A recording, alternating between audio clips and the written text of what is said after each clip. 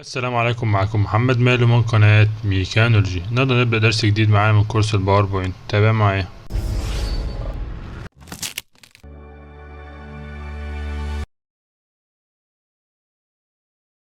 هنبدأ نشرح قائمة السلايد شو.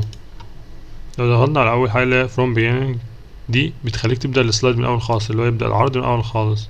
تعمل كده تلاقي ايه وتحرك انت بالماوس أو بالكيبورد بتاعك.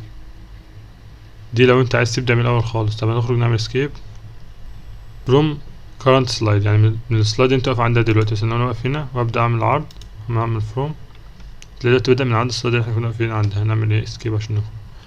طب انت عايز تحدد سلايد تبدأ من عندها، عندك custom show.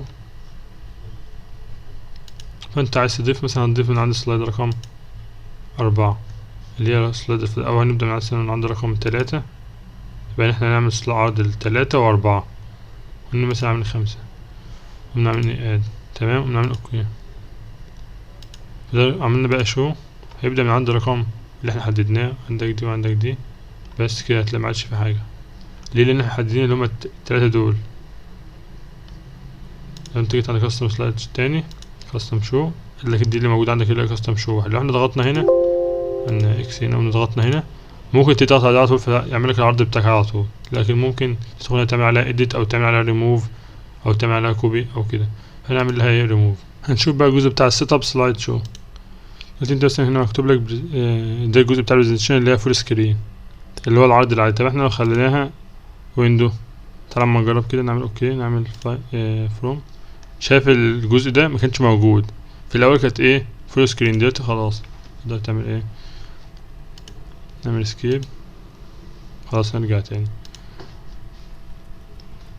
هنرجع تاني فول سكرين. طيب هنا قول يعني هتظهر كل سلايد شو اللي عندك. طب انا هعملها فروم، انت عندك من 1 ل13، ممكن نخليها من 1 لحد 4. وانت ممكن تخليها كاستم شو، بس احنا طبعا ما عملناش عاملين كاستم شو، كنا مسحنا كاستم شو اللي احنا عملناه في الاول، في كده ما عادش فيه. طيب سلايد شو مونيتور الشاشه اللي عندك هو يختار حاجه اوتوماتيك. انت ما عندكش الا الشاشه واحده اللي هي شاشه اللاب البرايمري بتاعتك، طبعا سيبها اوتوماتيك اللي هو يختار تلقائي. طب انت دلوقتي عندك شاشه تانية ممكن هتلاقي ظهر عندك ايه اختيار تاني تختار منه. تمام، لو انت عايز تعمل تفضل انفينيتي لو اللي تقعد تلف مع ده لحد تضغط اسكيب. فاهم الاختيارات دي بتاعتك ايه انت مظبطها على اساس كده، والبين كلر وايه والحاجات دي. احنا خلاص حددنا من 1 ل4. عملنا هنا اهي. تمام، ثواني كده. احنا عملنا ايه؟ لا خليها ايه فيول. احنا معملناش اوكي لحد 5. هنشوف. تمام كده. عد معايا ده 1 2 3 4 5. بعدها قالك خلاص ماتش فيه. ليه؟ لان انت محدد له الجزء بتاعك. طيب عايزين نعمل هايد لسلايد معين، فعملنا هايد سلايد. السلايد دي اختفت مش هتظهر، يعني نشوف دي بعدها يظهر ده على طول. طب تعال نشوف نغير اول. طب دي هنلغيها نعملها اول.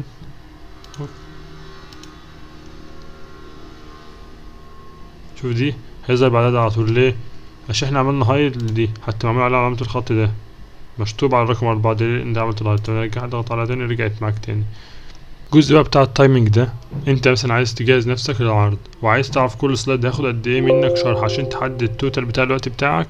هياخد مثلا المدة دي، مثلا انت المفروض ليك نص ساعة شرح، فانت بتوزع كل جزء على حسب ايه السلايد. مثلا عندك 10 سلايدات هوزعهم على نص ساعة. تمام، فتقوم عامل جايب دي ضغط على تايمنج دي،